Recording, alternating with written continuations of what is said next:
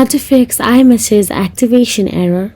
So let's get started with the tutorial. Common error includes waiting for activation unsuccessful, and error occurred during activation. So in order to fix this, first of all, simply check your internet connection. iMessage needs a stable connection.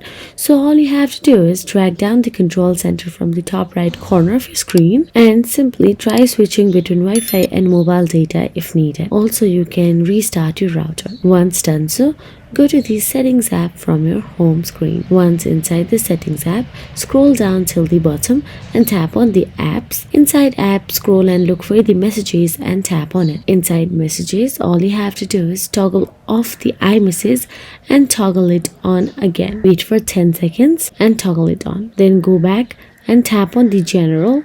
Then tap on the Software Update and make sure to install the latest update. A small bug fix update often resolves activation issues. Now once you have updated, go back to the General, and once you're in the General, scroll down till the bottom and tap on the Transfer or Reset icon. Then tap on the Reset and tap on the Reset Network Setting. This will reset Wi-Fi, VPN and network settings but does not delete your data. So that is it. If you found this video helpful, please like, share and subscribe, and thank you so much for watching.